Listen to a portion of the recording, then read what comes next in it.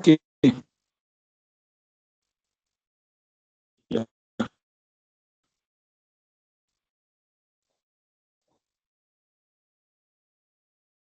So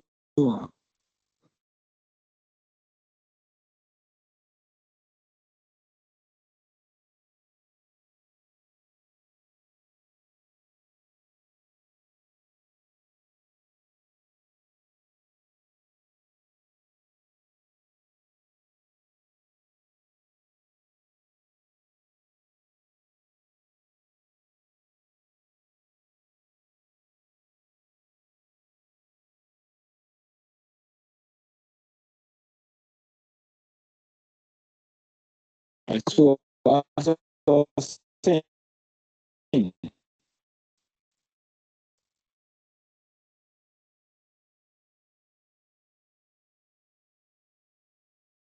on the white side of this your P6, all the white ones, please just tell me what you have there.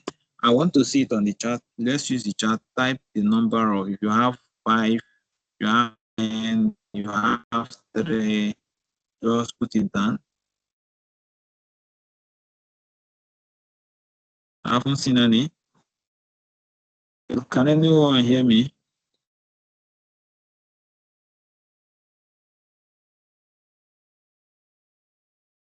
Am I audible? Repeat the question. So I said, look at my screen, you will see original duration. So now look at your own screen. Where you have original duration, what do you have as the uniform number that was distributed in all the activity? So type yours in the chat session.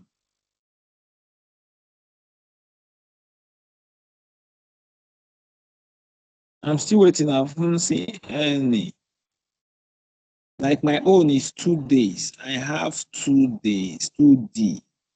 So if yours is just a number, you type it.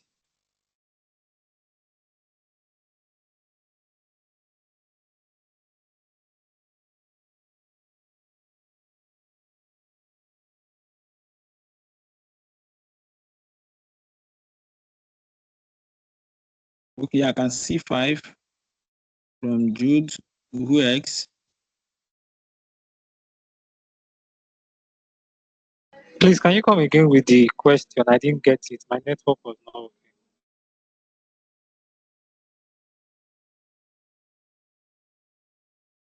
Physically, you are here. Spiritually, you are not with us. So we won't be repeating ourselves.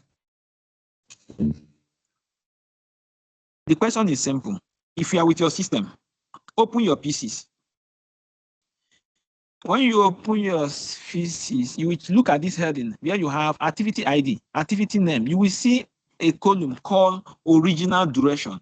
Under the original duration, type in what you have there. My own is 2. Yours can differ.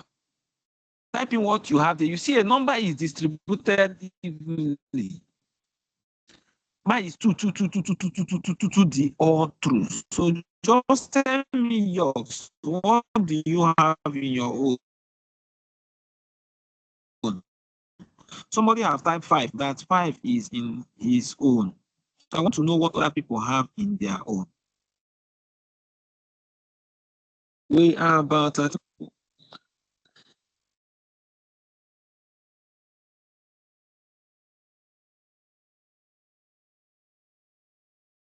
once 6 persons in this call, so it's only one person that is responding.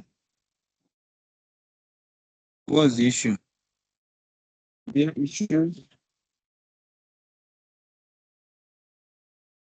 I still can't find exactly what you are asking us to do. I'm sorry. You said on the activity ID, the column. I got you right.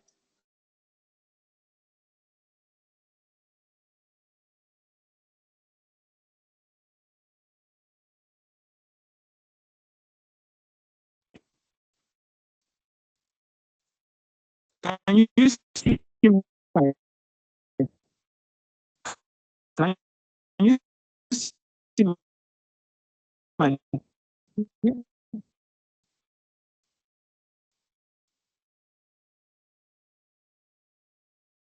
Do you know where what we call original duration? Can you see the original duration, where you add your duration?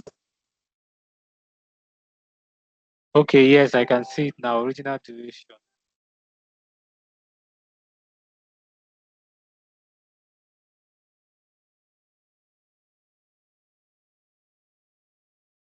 Okay, let's just forge ahead. Maybe possibly as the class goes on, some of us will be in tune. Possibly network is not being friendly. Okay, so look at what I mean here. If you can see my screen, you will see where I have my original duration. My here, mine is 2 days. So I'm asking you your own. What do you have? Inside your own, the project you created, if you're following us with this, what did you have in your own? That's the question. So, and the sense and where I'm trying to drive in from there is when you open P6, sometimes if you have worked with your P6 over time and you have set some default original duration, it will be like I have set it, that's why giving me 2 days. But even it will be giving you 5 days. And Jude come default soon. So almost all of you will be seeing 5 days, unless you have used your P6 and you have done some setting in it. It will be giving you 5 days. So our primary focus here is when you see these 5 days, you need to change it to the duration of the activity. Now, looking at the screen, you will see activity called contract award. The question remains, what is contract award and what is the right and correct duration for this contract award? That's where the question is. And that's from here, this is what will now take us to the brief explanation I want to give, how to estimate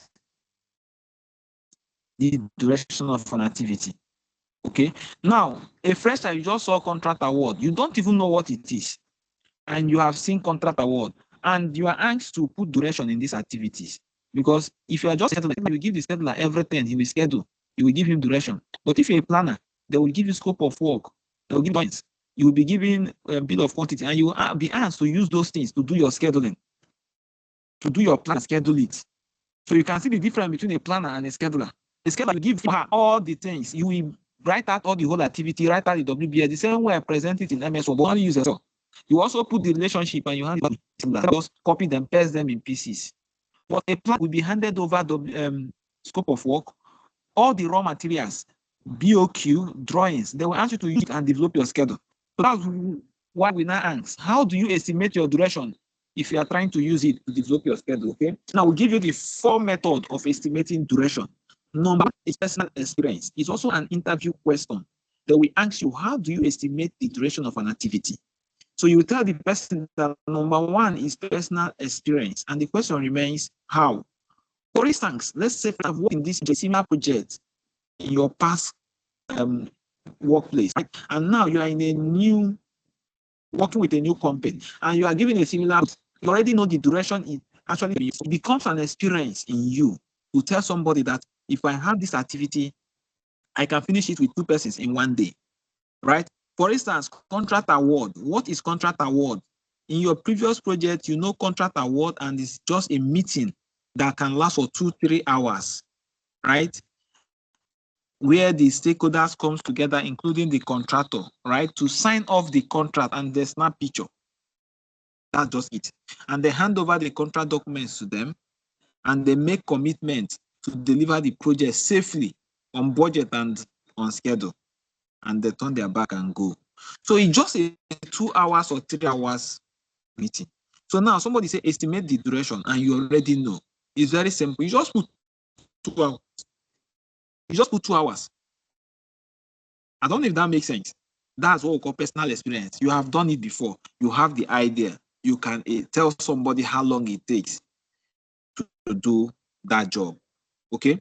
So now the question now remains: what of a situation whereby you haven't done this job before, and you just joined the team newly, right? And you are asked to estimate the duration of an activity. The question remains: what will you do? Okay, so that's where the second options now comes in, right? There's what we call archive. the company archive.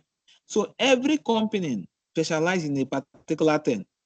That's why if you check the name of the company, if you Google it out, you will see where or the area that they specialize. An EPC company, they specialize in construction work, procurement, and they also specialize in engineering. Now, you will find out that this is what they will keep on doing unless they decide to expand. They can work like that for 20 years, the same job. You will see some company, they are just into electrical. Everything electrical work, call them. They will come and do it for you. So they have done that job, they must have done it before you join them. So, and each time they are done with every job, they archive it. They have a pool, they have a system, right? Some people have what we call online repository where they drop all these schedule and all these projects. Some uses what we call SharePoint, right? Some uses OneDrive, different places where they drop all this information, right? So now you joining the team, you are free to answer a question. Do we have an archive? Is there a place where we drop previous projects? They will say yes, they have. They will give you the link.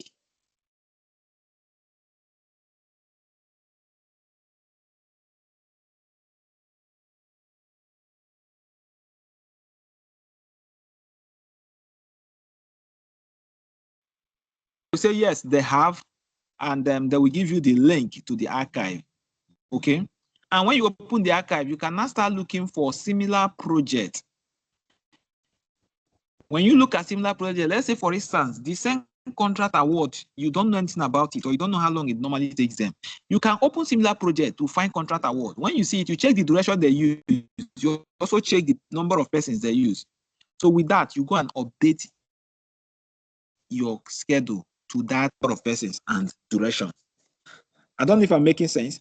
So we call it the use of company repository or archive. You check what the company have done. You check their template. You use it to do your own, right? Because what you are going to see is not far-fetched from what they have seen in days past. That's the number 2, okay? Number 3 method for you to estimate a duration is the use of your PMO. So when we talk of PMO, remember we talk of project management office. So this project management office, these are team of persons that has been assigned to you to do the job.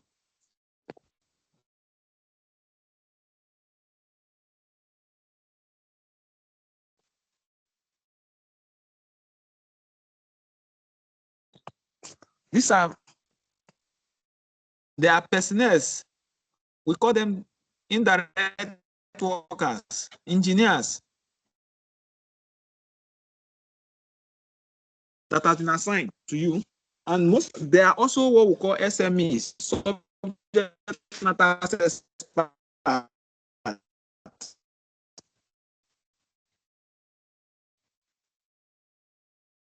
Let me give you an instance.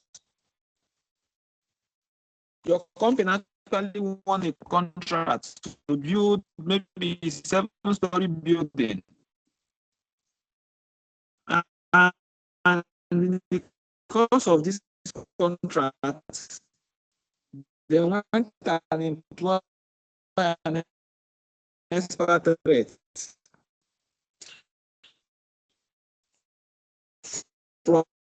from China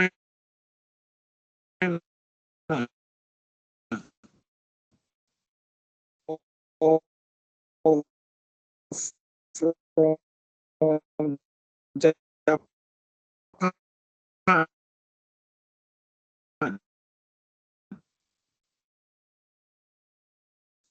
Come and be the engineer. They also employ different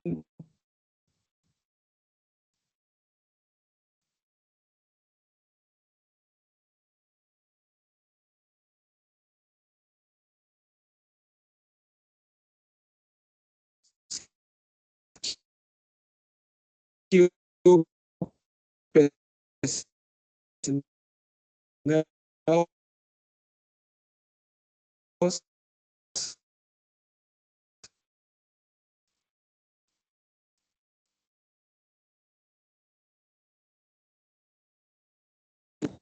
come and be engineer,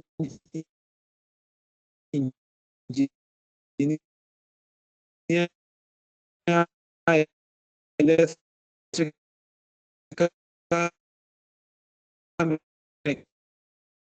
mechanical, this and that. So those guys, they are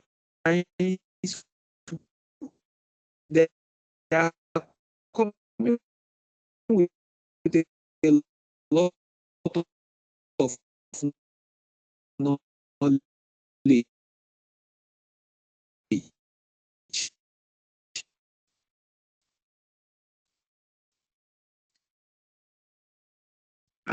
And they will the project management of all the people that are going to run that project. And the planner, the project manager is two key people there. They now that are the project. They are the ones that are doing all the solve the problems and to use the field guys to that project. So you are free to answer because those guys are coming with a lot of experience. They have worked in different industries. They have experience. So we call it the use of your team or the use of your which is gosh, don't want me that this the time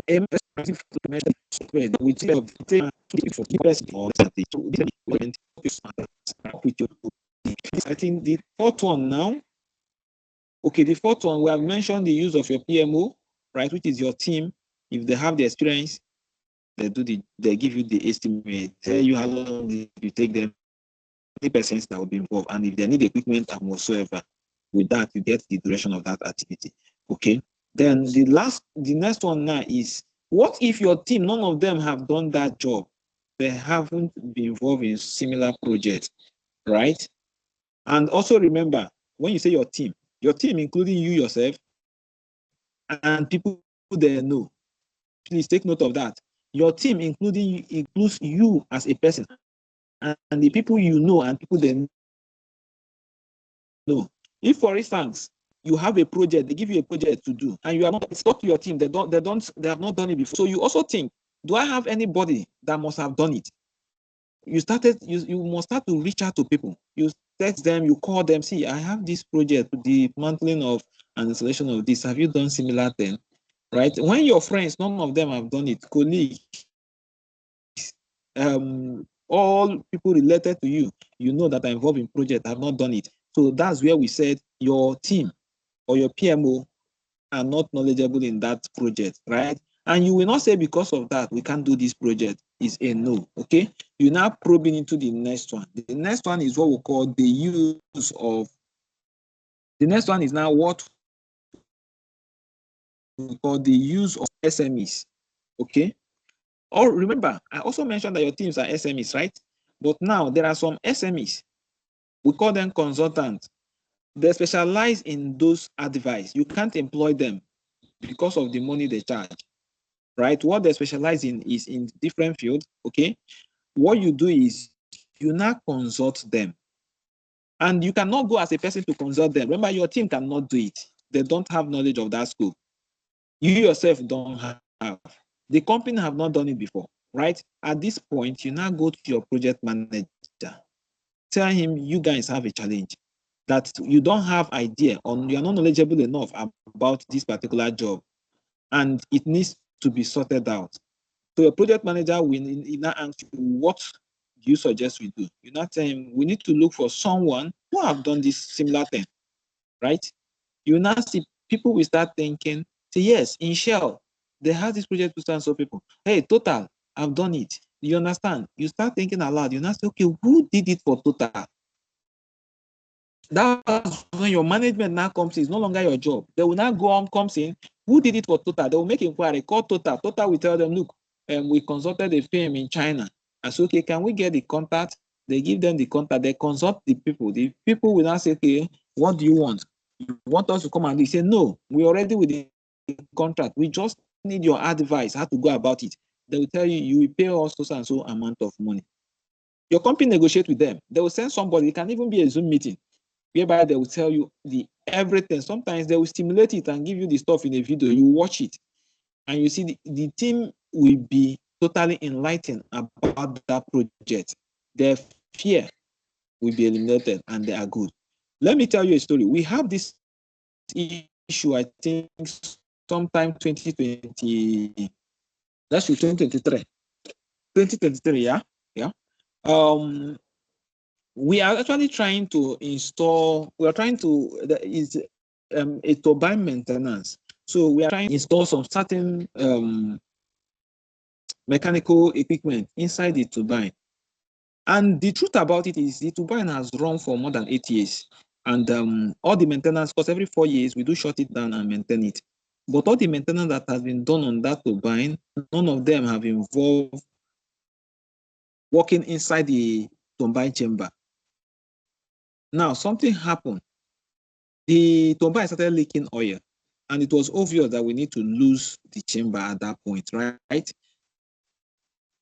Then the fear remains this: is the turbine that runs temperature. You don't even go close to it.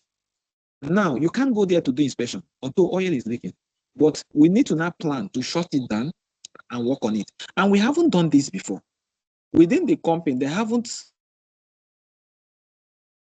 right? And you cannot send any drone there, it's very hot, to go and inspect, to see the nature of what you need to do there, okay? So at that point, everybody is a novice. All we need to do is to involve the OEM. They gave us, the OEM means the original manufacturer, equipment manufacturer, which means the company that manufacture that turbine. We actually contacted them, right? They assigned a team of 2 persons to us. Those guys gave us a simulation, like what the inside the turbine look like, and the possible things might go wrong inside, and the oil leakage, the cause of oil leakage, and what we should expect to change inside the turbine, right? So at the end of the simulation, everybody will, is it this thing? Is it this? Now, wow, right? Because we don't want to risk it to tell our management that we are going to shut this turbine down for 1 week. And at the end of that 1 week, when we shut it down and open it, we now find out that there are some things we did not buy. We need to start procuring them. We find out that what we think was not what it is. And at the end of the day, we now spend 1 month. And each day this turbine is running, they know how much they are making. Okay. So we don't want to risk it. So we have to involve the OEM and the SMEs. So please understand that is very, very important, right? And they will to do that maintenance because they're already involved in it. They know what it is, right? Then if we need supervision from them, they will come and supervise us. It's another price. You discuss with them, right? But you are not the one to engage, but you can suggest. That's the 4th way. Then the 5th way, that one is on a real case. So we use what we call the pessimistic, optimistic, and in this case, it means we don't have any OEM. It also means we don't know anything about it, right?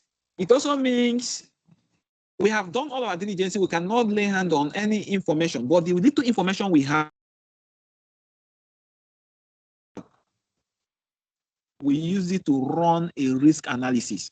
Inside this risk analysis, we discover what we call the optimistic duration. We also bring out what we call the pessimistic duration, and we now look at what we call the most likely duration. So at the end of it, we will now choose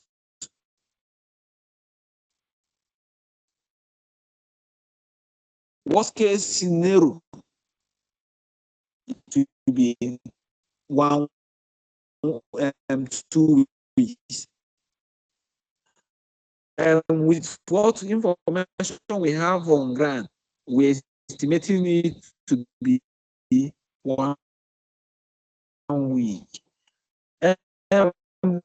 But if something change, we'll do it for a week.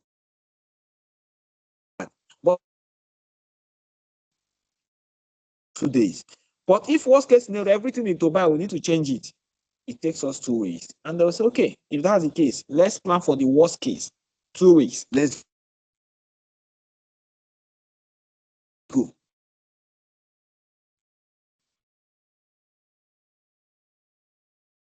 When there's no tangible information available to proceed with the duration. So we use that. It has formula for it. You can also Google it out, right? You will see some formulas, how from formulas we multiply to give you the optimistic and pessimistic and the most likely. And we also use the PEX, the Primavera to get the duration of that job. So these are the 5 ways of estimating duration. So I think it's clearer now, right? So please don't be scared. Why I'm taking my time to break this down is you don't need to be scared, right? I've not done it before. It's not an issue. No, just understand the process to follow, okay? That you can call friends. Understand you can ask your project team. Understand you can use your previous knowledge. You can ask for the archive data of the component, right? You can consult different persons, and at the spot, if you know, look, no information is within me, you inform management. They should look for OMEs, right, or the SMEs, consult them, pay them, right, and they support you guys to either enlighten you or supervise it for you while you guys do the job, solve the problem. Then worst case scenario, so you do the okay. So now that is it. Remember, I said it's an interview question. You can write it down somewhere, okay, so that whenever you come across it, you'll be able to. So that whenever you come across the direction of your activity. I don't know. So if we are good, please just let me know you are good so that I can continue. Okay, I can see Jude, go ahead. Okay, so what's the 5th one? I've got You can unmute and speak.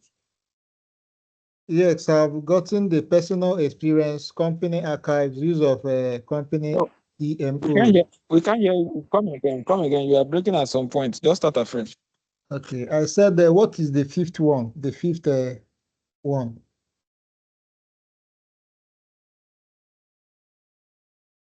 The 5th one. I've gotten 4 out of the 5.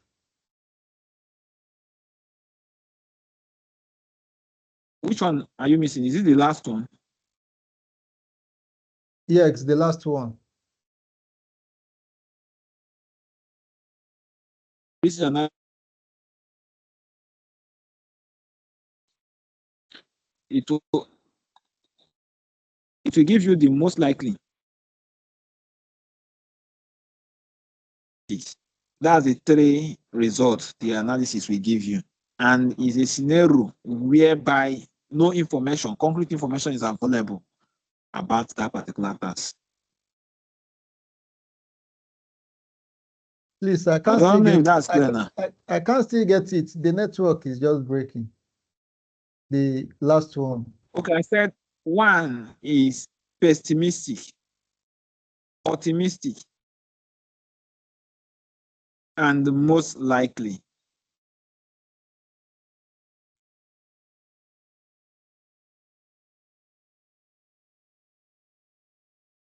Okay. Is that clear now? Yes. So that is the duration. We also calculate it. You can also calculate it. That's why I say you should go and read about it. So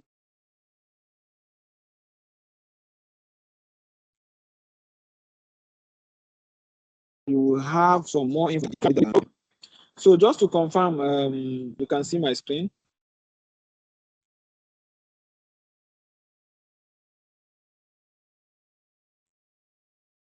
I'll be telling you why the duration. Okay, so now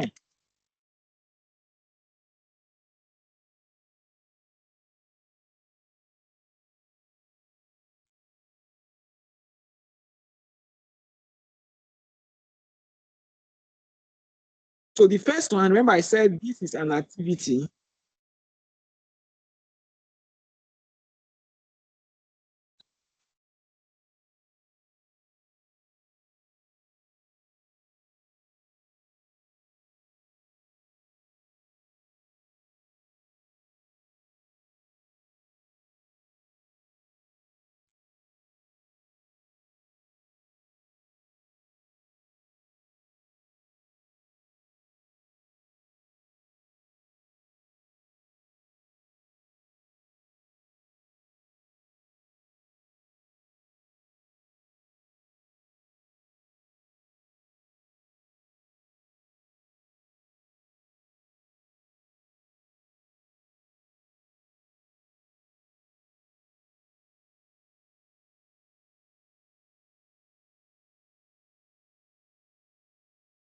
Hello.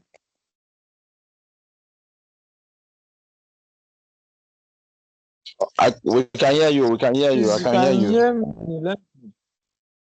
Your screen is on, but I can, we can see it. I can see it. But the screen is off now. Your screen is off now. Let's come up again.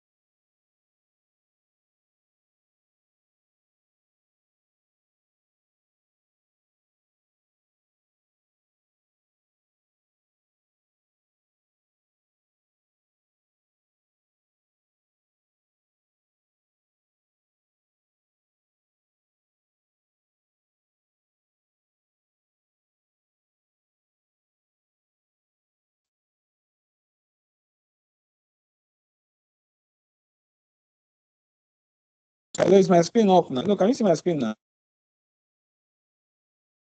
Yeah, your screen is up. No. I can see it. Okay, so now let's start putting the duration. Now, like as I said, contract award is 2 hours. But because my pieces is in days, so I'll put it 1 day. Take note. It means I still have like 8 hours there. Sorry, I'm working 8 hours already. So it simply means I still have like 6 hours left after these guys are done with the contract award. So it's not an issue, okay? Then kickoff meeting, the same thing, 2 hours. I put 1. Site visit. Now, if the company is situated around the site location, it can be done in a day. Lagos, and your company actually won a contract in Port Harcourt. So it simply means if you are coming to site for site visit in Port Harcourt, you will not go back that same day. You can even stay 3 good days. It means 1 day you'll be on transit, unless you are using flight. So you come that same day. The next day, you go for the site visit, right? The next day, they start planning logistics to take you back to Lagos. Now, it means 3. But what if the site visit is also within Lagos, right? It can also be done in 1 day or perhaps 2 days. You go the first day, you can do the site visit, the next day you start coming back, okay? Now, this is how you determine the duration for the site visit. So you must try to understand the mix of going, the distance, right, and the possibility. So you don't just put site visit 1 day or 2 days. No, they want to go to the site to be able to see how this site look like. Some taking measurement, looking at the equipment they want to change. So everybody will familiarize themselves with, so you will not work with assumptions only.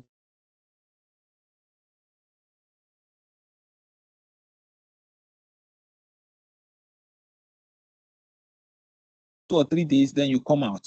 You understand? So let's assume this is an offshore work, okay? So, and I'll put, okay, let me say 3 days for my site visit or 4 days for my site visit, okay? So remember, the logic is very important. You see why the class is important? Somebody can put 1 day.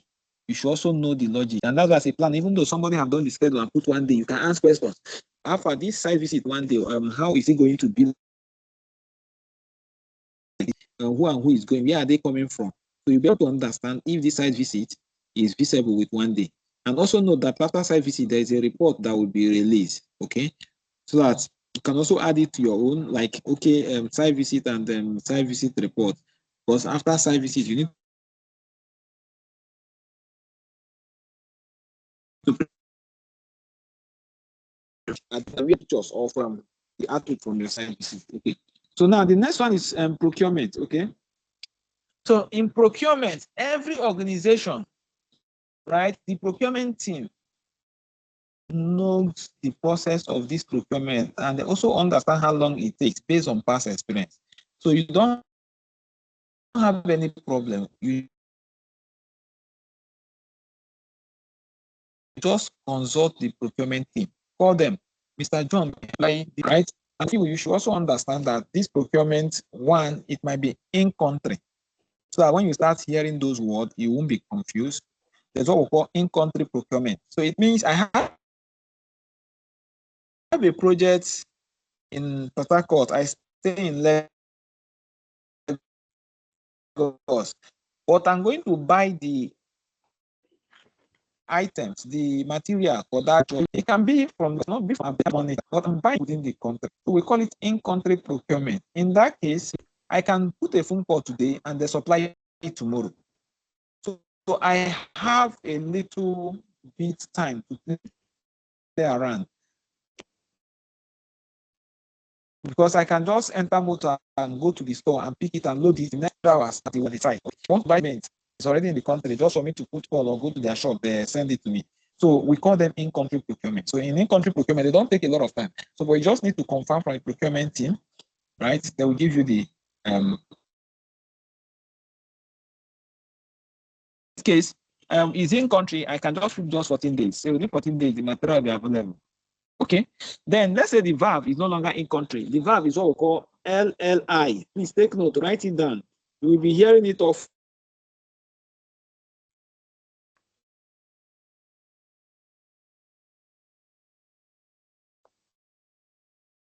If you meet them in the field.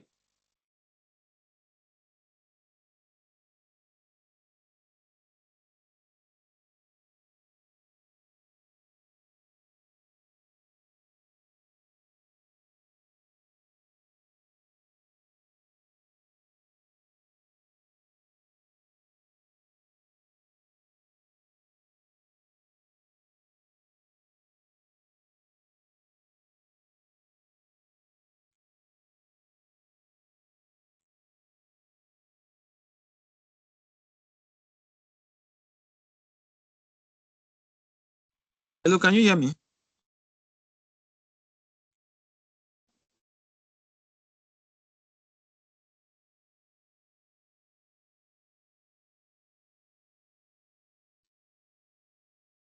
Hello.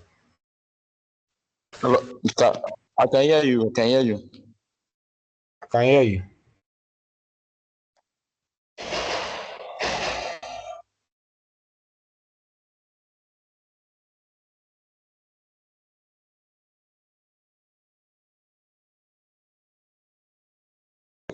When you hear what they are talking about, long lead items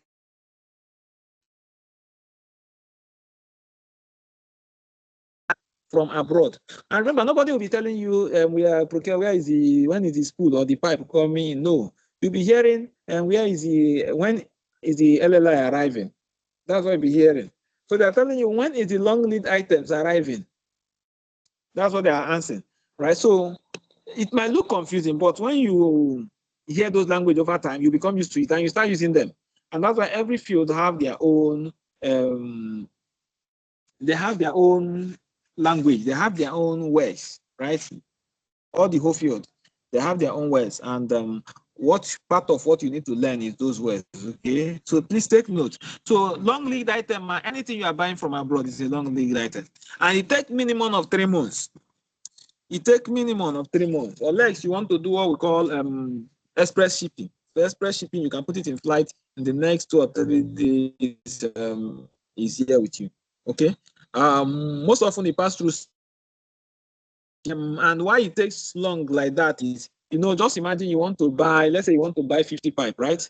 And the container that the pipe will enter, the 50 pieces of pipe, and just say, let's say it's taking just it's taking 20% of the container. So they won't carry only that container and put your pipe and start bringing it down. They will wait and load other people's goods inside that container, and they will wait until they get customer and load those and load it inside those containers. The container will be filled. Buying your item, or the supplier has supplied it to the wharf or wherever they are loading, because we normally call it S-wars. So where they are doing the S-wars, they will keep it there and wait until they get an item. Until they get margin. So because of that, you don't factor only the time it takes you to buy your item, you factor the time it takes to finish the S-wars, to gather all the raw materials and make sure the container has been filled before they start shipping. You understand? So that's why it takes a long time. And most times the shipping take like 1 month, 2 months, depends on where it's coming from. And at the end, they start doing clearance and all the rest. Then before you start moving it from the wharf to your site, right? And all those things. So the LLI take minimum of 3 months. Okay, so let's assume that's what we are doing here. We'll put 3 months. So why we are putting all this inside, you understand how you estimate duration. Right, telling you this benchmark and have it at the back of your mind, right? But you are not the one to answer this question. The procurement team will give you the direction, because they won't give you 3 months. So because they will also be thinking, in case something happened, the item did not arrive as planned. Let it not be that you start telling them half an hour. You said in 3 months, 3 months have expired. What are you doing? You are not doing your work. No. So they will want to have some windows to play around with, which is normal, right? And by so doing, they can give you 6 months, they can give you 5 months, right? Because they don't want to be in a tight corner. So am I still audible?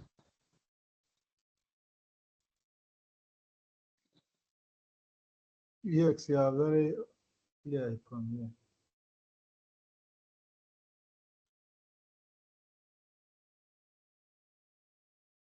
Am I still audible? Okay. Okay, so that's it for the procurement. Okay, so I've done procurement for the valve and for the spool. I've done it 14 days and 30 days, and we all know the reason behind it. So I'm taking my time to explain this. So we have more the employee.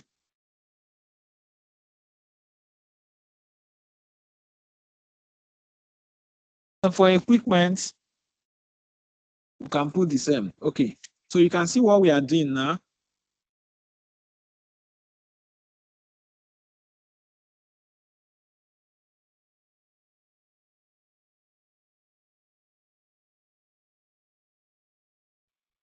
So we are just factoring them in. Okay, so for the, I don't know if you can see my screen so that you'll be able to, you can be updating your own even as I'm doing mine. Is my screen visible? I'm not seeing your screen. Okay, at any point you can see, let me reshare, just let me know. So I will just proceed. It's just duration that I'm adding. If you're actually following as well, you can also be, you will be getting the computer whenever you see the screen, you can validate. Okay, so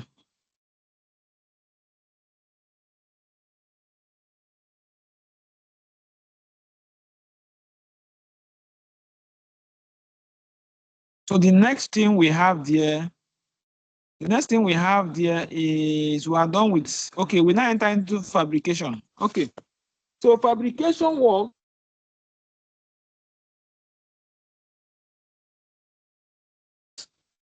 now welding activity. So since you have this project, there must be a welder supervisor. So you work with the welder supervisor, but there are some things you need to know in although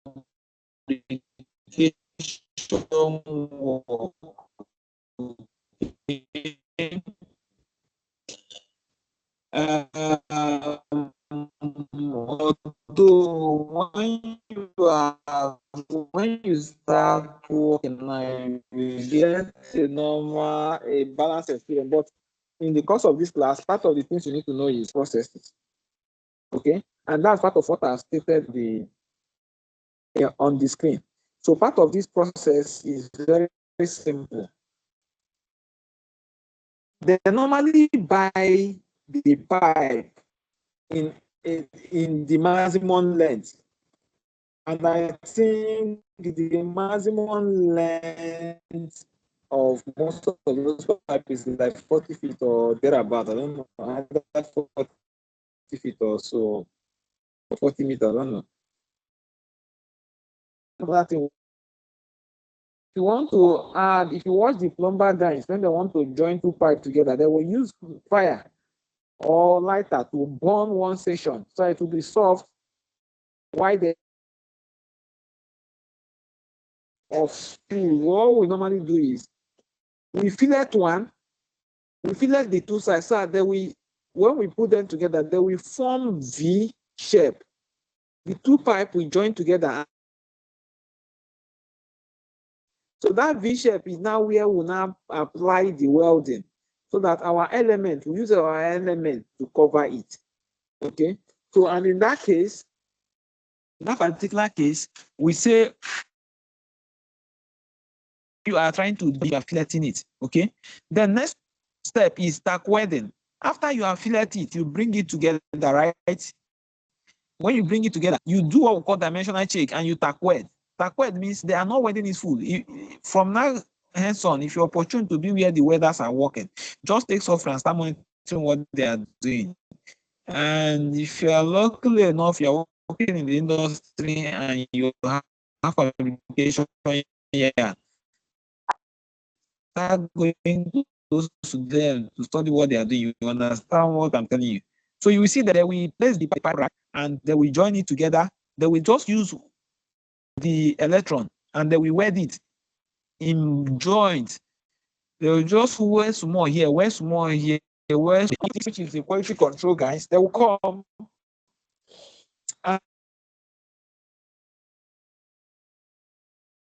and to make sure that they want. If it's okay, they will not give a go ahead to do the normal welding or full welding. If it's not okay, they will use grinder or a filing machine and reset it again. And then when they have reset it, they will tack weld again and they will measure, they will do the dimensional check. So that's exactly what you see or stated on the screen. Okay. If you take this session that contains the tack weld, dimensional check, it use ruler, plumb, and all these triangular, square, and whatsoever to make sure that the pipe, the two pipes you are joining together, is in line with the approved shape. To make sure that the curve is in that angle, right? Before you do the full welding. And the guys responsible for this check is called the dimensional controllers or the controllers or the call it abbreviation. To abbreviate it, we call it QAQC. Okay, quality assurance and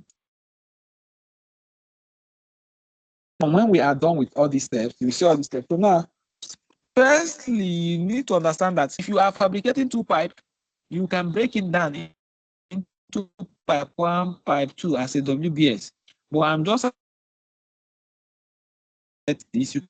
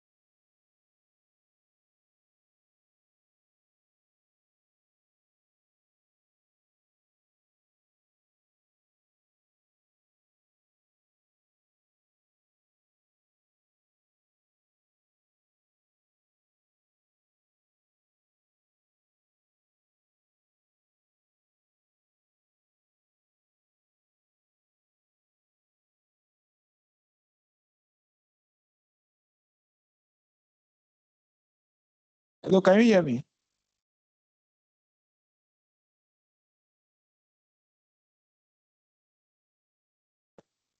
Can anyone hear me?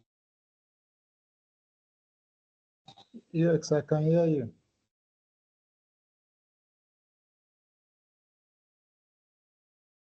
Tend to those on the lobby. I can't see anybody on the lobby. So, all right. That's how we do it. Now, take note. The time it takes to cut is ×2 the time it takes to fillet. Taqueding doesn't take time. It's just maybe or so. They're just taqued. Okay. Then where you spend more time is the full welding. Okay. So I will start. Let's assume we are cutting this pipe. We take 3 days, or let's say 4 days to do the cutting. We are going to take 6 days. We are going to say, okay, 8 days ×2. Then we take 2 days. Okay, then for dimensional check, we take 1 day just for them to come and check if the dimension is okay. Full welding, we take half of the cutting as well. We take 4 days to do the full welding. Then we now have post dimension check, we take 1 day. NDT, so NDT is non-destructive test. Okay, we have destructive test. You are finished doing your welding, we need to come and check. But the process we will use is destroy the weld point or the pipe.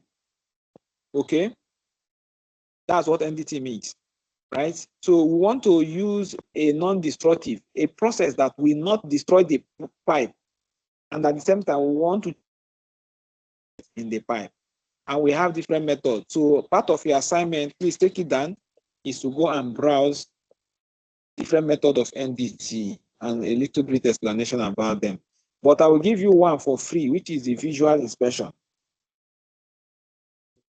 One of the non-destructive tests, a test you can run on a pipe and you will not destroy that pipe, and yet you will know whether that pipe can serve, is fit for purpose.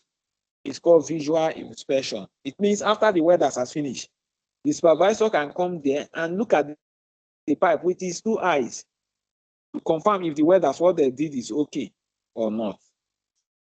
So, but he will not stop there.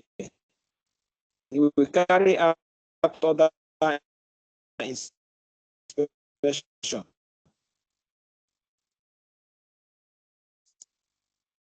We have the one we call dye penetrant test. We have magnetic test. Okay, so but go to YouTube and browse and look at them. It's very important so you have an idea of what NDT is all about. Okay. The next one, hydro test. I explained it in our last class. What do we do in hydro test? Just put water under a control pressure inside the pipe and leave it for some time and monitor the water level. If the water decreases, it means there is a leak. And if the water remains the same, it means the pipe is okay. Right? Now you must notice all this is the engineers that are always on it, and you just know that it's anything and it's just whether the pipe is leaking or not. That's just it. You go your way. Right? Most of us are engineers. You can say, okay, you want to get a full knowledge, so you can now do some research and understand it. Okay. So under NDT, let's assume they are doing it 1 day. Let's also assume hydro test is 1 day. Let's assume we are welding for 1 day. Let's assume our coating will take us 2 days, because coating, we have first coating. After coating the first one, you allow it to dry, right? It will go for the second coating. After coating the second one, you also allow it to dry. You come for the third coating.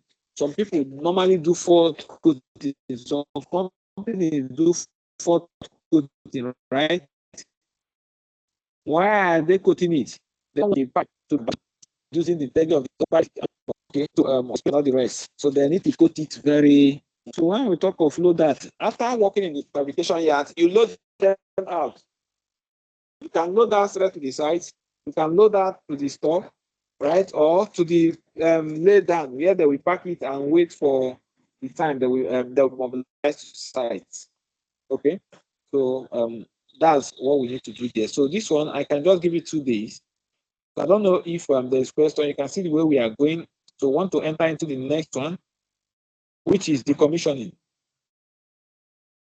So basically, this is how to add duration, right? And you see the way I'm taking it, explaining it, and I'm estimating it, right? So the method I'm using currently is past experience, right? So, but for you, I've told you how you. So don't be scared about be fast and see if we can enter into another topic today. The next one is the flange, isolation of the flange. So when we say isolating flange is just like is a pipe, right?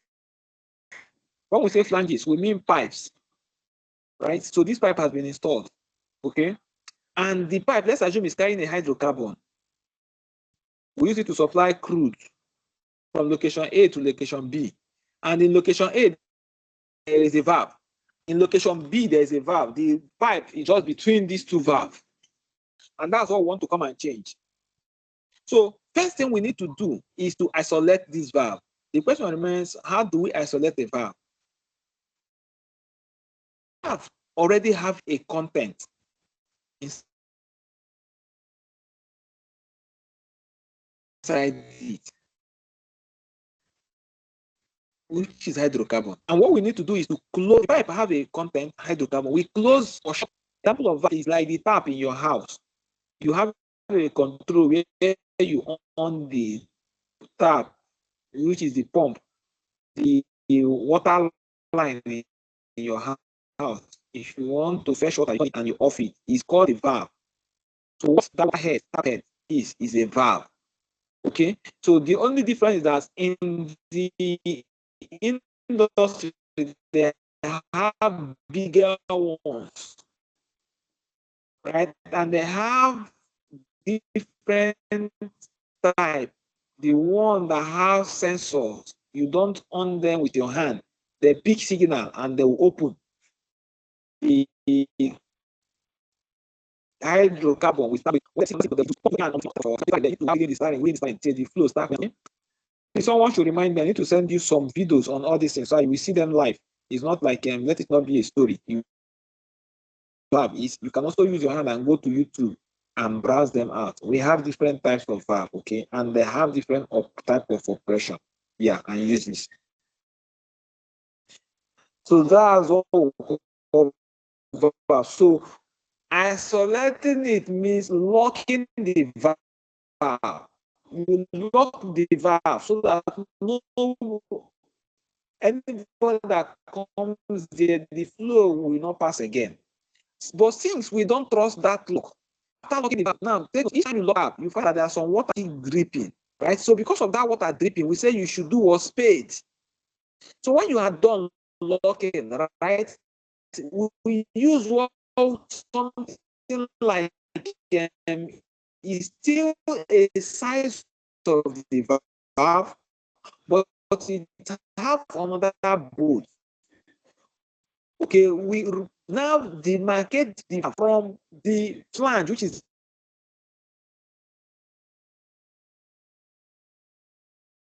where your YouTube. Please use YouTube. YouTube will give you the video. You spend a small plate.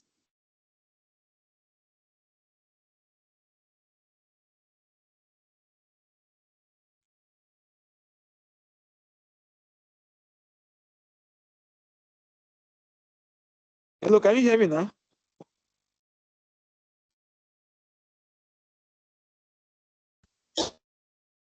Yes, but at some point the thing will be breaking.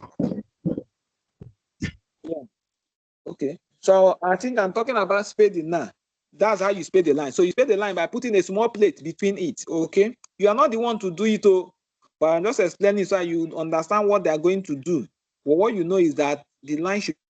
So for them, the field guys, The craft guys, they are the ones in the site that are going to carry out the spading, but you just to understand what they are going to do. Then if you want to know what they will do, the way they will do it, you go to site there and stand beside them as they are working. You'll be getting more experience and you know how they are doing. Also ask them questions. Don't be shy. Okay, why did you do it like this? Now, why not like this? You tell you no, if you do it like this, it will cause problem. That's it. Okay. So now next thing is to purge the line. And we say, how do you purge the line? Okay. To purge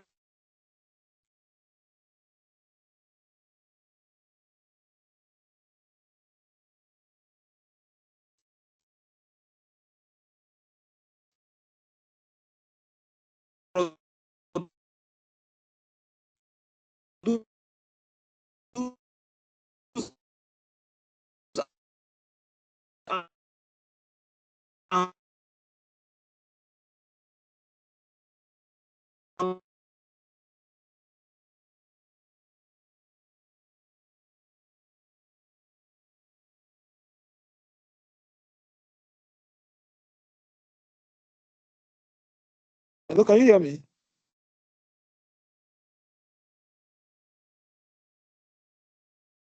Yeah. Hello, am I audible? Yes, but it's breaking.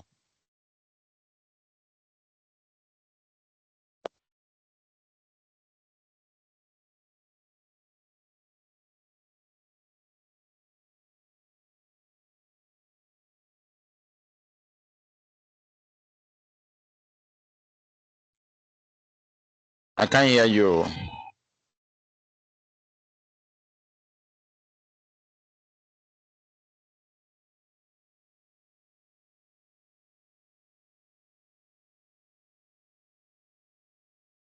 Hello. All right. So under the purging, they introduce chemicals, right? Depend on the substance or the liquid, the pipe or the line is carrying. When we say line, we mean pipe. Okay. When we say flange, is also pipe. So depend on the liquid, the pipe is carrying, right? If it's hydrocarbon, to weld or you want to cut that line with a filing machine. No, filing machine generates spark, and the pipe itself is containing an explosive gas, right? So if you introduce pipe, the spark plus the explosive, everywhere what you hear is buoy. Everywhere we burst. So before you start, what we do is we'll do what we call purging. But today there are some that thing they are doing. There's what we call cold cutting. Hot cutting is the use of all these grinder or the use of cutting machine. But cold cutting, they are using water with high pressure, right? This knife, it can cut anything, even woman, it can tear woman into two, right? So they do what we call cold cutting. So they introduce water with high pressure and do the cutting. In that case, they don't need purging, even though the is still containing some little liquid. Remember, when you not all the liquid will leave. That's what you will note. All the gas will not leave the line. You will still have some gas left. That's why they now need to do the purging. In some cases, they also introduce water. Like as I said, it depends on the gas there or the liquid they will introduce. Okay. But in all, anything they want to introduce, it called purging. You are purging the line. While in some cases, they expose the equipment to atmosphere so that natural air just comes in and go out for some days or for some hours. It will be safe for someone to enter inside and start working. While in some cases, they introduce the air using what we call air compressor. It's a machine that can pump air. The same way they use those air to pump your vehicle's tire, your bicycle, you understand, there's a machine that can generate that air. So they push it into the pipe. For some time, it will blow out all those gas and harmful substances to enable people carry out their job. They are doing test it. they use what we call PGM, gas monitoring device or hydrocarbon monitoring device, anyone. They will go and monitor the level and the concentration of those gas before you will now be asked to start your work. But nevertheless, nothing to bother. It's not your job. Yours is to ask in case it is omitted.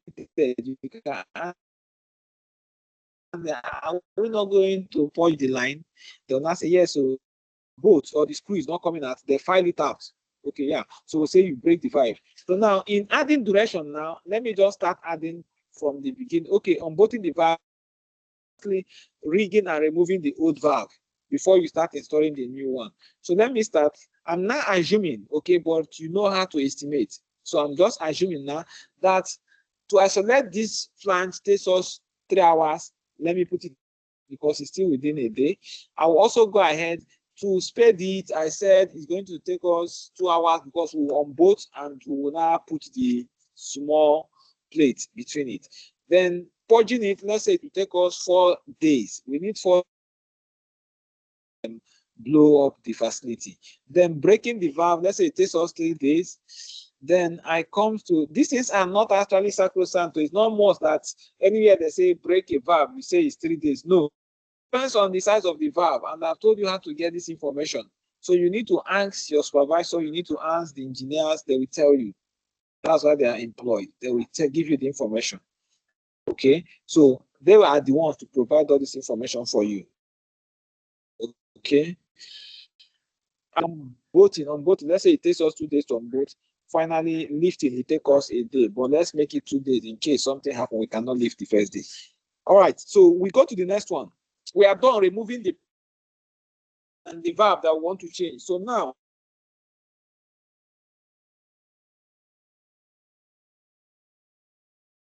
so what we need to do here is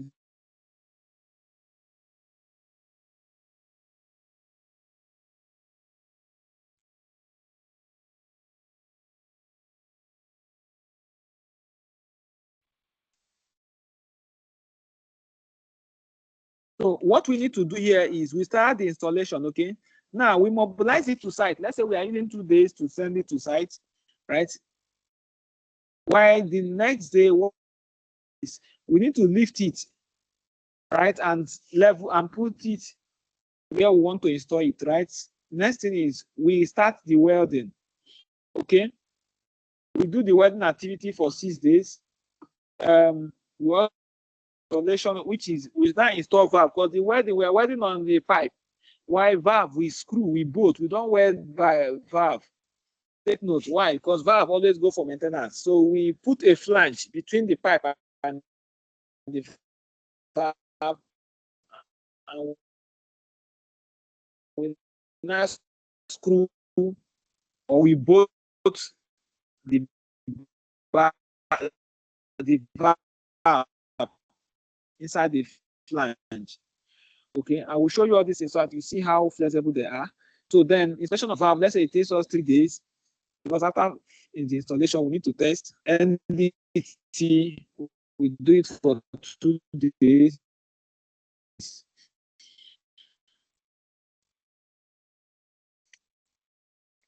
Then we do hydro test for 2-3 days because we need to keep water there for some time. And finally, also use information.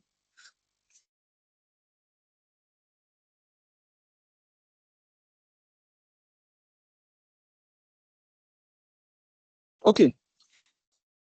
So testing and commissioning under the PSSR. What we are doing here is very simple. All the whole management team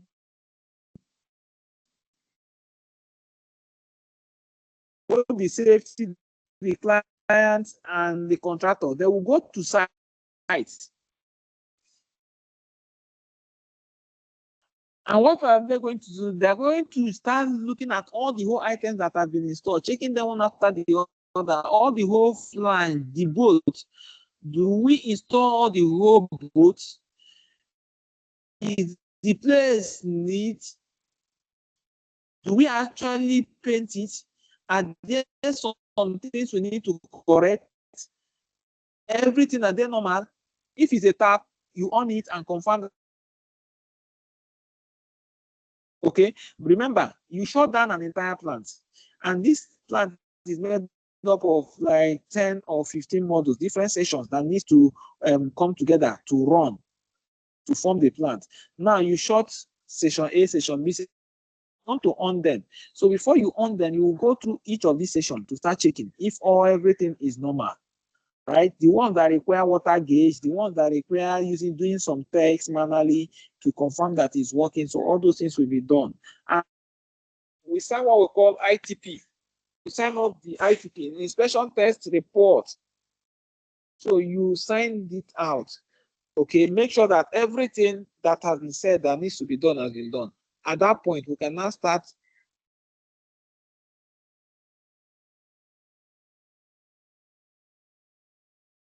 and after that PSSR, we can now start commissioning back to life or back. Is the process, let's say in a plant, you have 10 modules, and for you to start up that plant, you will start from module 1. When you start module 1, it will run for 1 day. You start module 2, it runs for 30 minutes. You start module 3. That's how you start till you start up the entire plant. Okay. So now this commissioning is or start up this plant. If it's a building, commissioning is the process, right? Whereby the plant, the whole, you will see they'll tell you they want to commission a building. The governor will come and bring a scissors and a tape. I commission it in the name of God the Father, he will open it. Right? It simply means it's open and it's ready for use. Okay? That's what we call commission. But in a plant, commissioning is the process of owning this plant and then saying it's now working. Monitoring, because you just start it. Okay, you need to monitor it to make sure everything is going well before you can now say it's okay. But if it's a building, as soon as they have inspected, it's okay. There's what you need to do is to just start living inside the house. Okay, so that's what we call commissioning, right? There's still what we call pre-commissioning. So pre-commissioning is the same thing as the PSSR if it's a building, but if it's an equipment, we use PSSR. If it's a building, we'll use pre-commissioning. I will now say commissioning. So pre-commissioning means when you go around to check if everything is okay. The commissioning means when you have accepted and say, look, everything is okay, we are ready to pack it. Okay, so that's what we have here. Okay, so now I will just put in some direction here. So on that, the PSSR is a day job, but let's leave it at 2 days. Under the commission is also a day job, let's leave it at 2 days in case. Okay. Then finally we'll go into the that's very key. What if after you check out the house, on the land, then we abandon everything, we leave it and go. You even start calling your children or in industrial work, we don't do that. Right? If the house, let's say, is a living room, and you call the person to come and install something, and the person shift your seat, shift the table to install it. After installing it, he will sweep the house. He will state back those chairs at those positions. If there are any dent on the wall, he will repaint it. Right? That's what we call housekeeping. Everything must be in place the same way you met them before you leave. Okay. Now there's also what we call as built drawing. They might give you a drawing to work on in the site, but during execution, that what was planned cannot work. You are asked to wire a house, okay, or to lay a pipe, a bolt, right? And along the line, you now find out this pipe, right? It might take a longer pipe to do that, or even a shorter one to do that. You now read the pipe. Okay, now remember in the drawing where the architect placed the pipe is no longer, or the mechanical guy placed the pipe is no longer where you put it. When you must redraw that drawing. That's what we call as built drawing. And you must indicate that this pipe, look at where this pipe now passes instead of this place. Okay, you must do that. Okay, we'll call it as built drawing. As the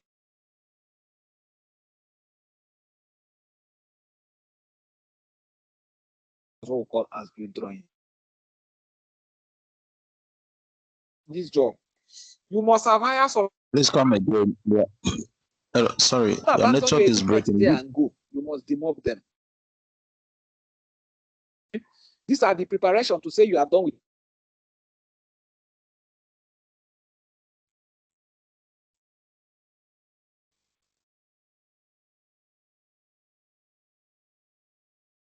Yard or to your warehouse or wherever.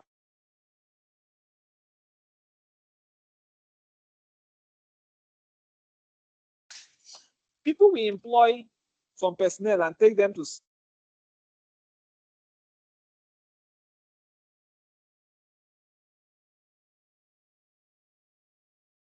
Of you won't be able to pay you, continue with this contract with you, while some will just stay for the moment. Let's work together and see, or we move you to another project. So you must make sure you tell the workers the project has finished. It's very important, right? And we call it demobbing. So at the process of demobbing them, some people you engage them in another project, while some people you don't have any work for them. You need to tell them to go and wait. Whenever there is job, you call them back.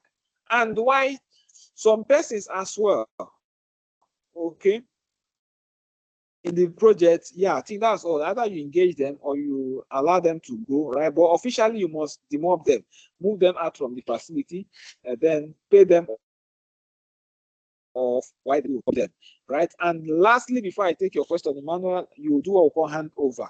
So you call the client officially, you hand the documents, all the documents, the drawings, everything as built drawings, and the key. Or if it's an equipment, you hand over the manual of maintenance guide for that equipment to them.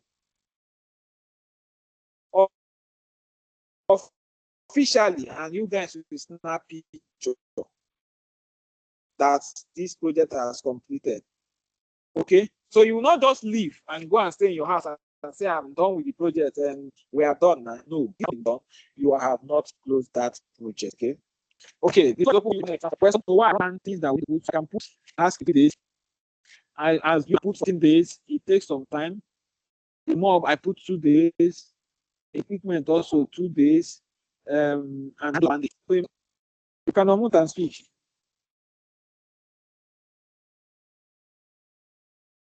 Emmanuel, are you still with us? Your hand is up.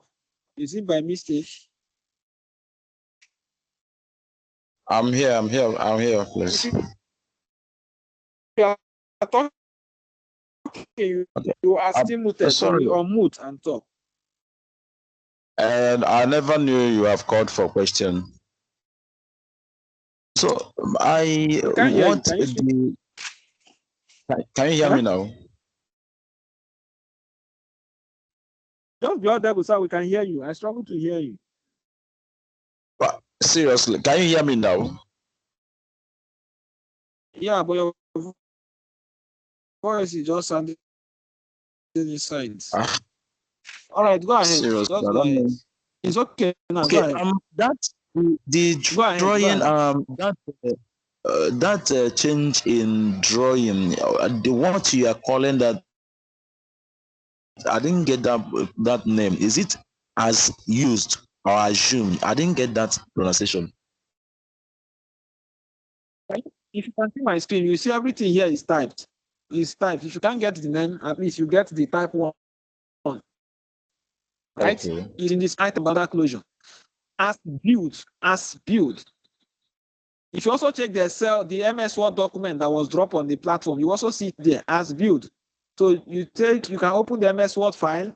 We have all the activities we are using in this project in that MS Word file. So you can check it there as well to get the right spelling and pronunciation.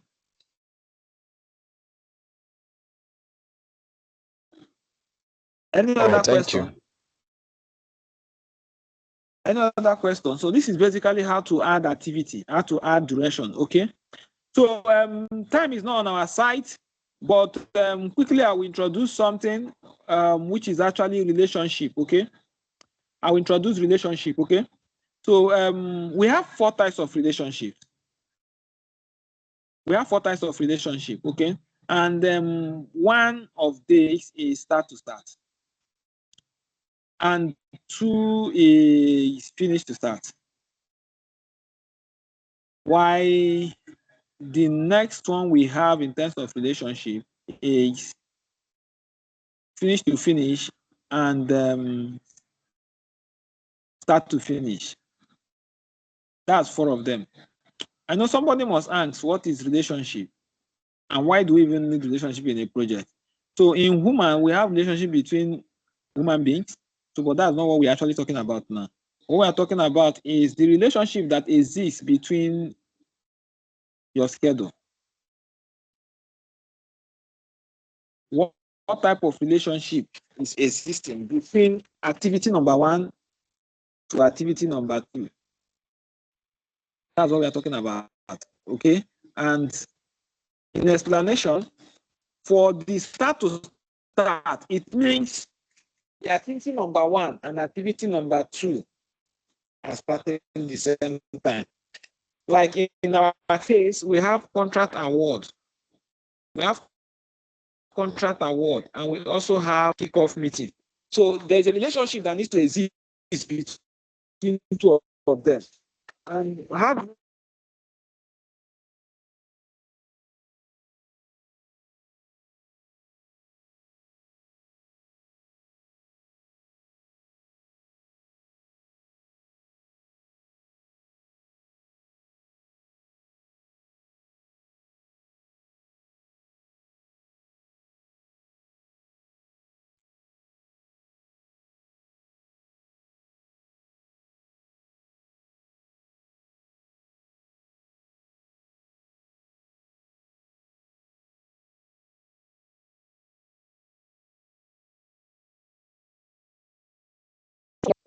you can go ahead and do start to start.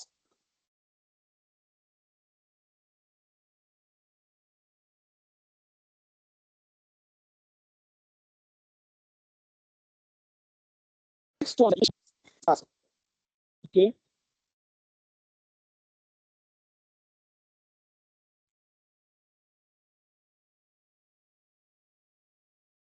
The next one is finish to start. So finish to start means like the contract award and kickoff meeting. You can't start both of them together because it's the same persons that are going for it. Right? So, but you can do finish to start. It means when we are done with contract award, the people can start kickoff meeting. Yeah. You can't also do kickoff meeting and site visit, start to start, but you can do it finish to start as well. Okay. So that's the logic behind it. So we are going to, in our next class, we'll start creating relationship, right? How we can link, we call it linking. In the process of linking, we want to link our duration. Somebody asked a question. I think that was yesterday. So that on Saturday, that nothing is changing. I think that's Jude. He said nothing is changing, that the start and finish date of the activity are just like the same. Okay. And I told him, don't worry. If you followed what we have done today, you find out that something has changed, that they are no longer the same. One. Then secondly is, after we are done linking it, you now find out that automatically a lot of things has changed. And that's when you can now start telling someone when your project will finish, because you have linked all of them together. Okay. And at that point, you can tell someone when your project will finish. Okay. So that's just it. We have had the duration. The duration have moved it a little bit. The linking will now move it finally. Okay. And we are going to do the linking in our next class. I'll also teach you I've explained 2 types, but I will still start afresh to explain the 4 types of relationship. We teach you how to link activity, okay? And I'll also teach us what we call predecessor, successor. We'll also learn what we call open-ended activity, right? It's also an interview question. The question is very simple. They will ask you, how many open-ended activity are we expected to have in a schedule? It's very simple, just two. One in the top and one in the bottom, which is one successor and one predecessor. And that's so we do it practically so you understand what we mean by open-ended activity, and you also understand what we mean by predecessor and successor. Okay, so we stop at this point. Why I keep the floor open for question, if any.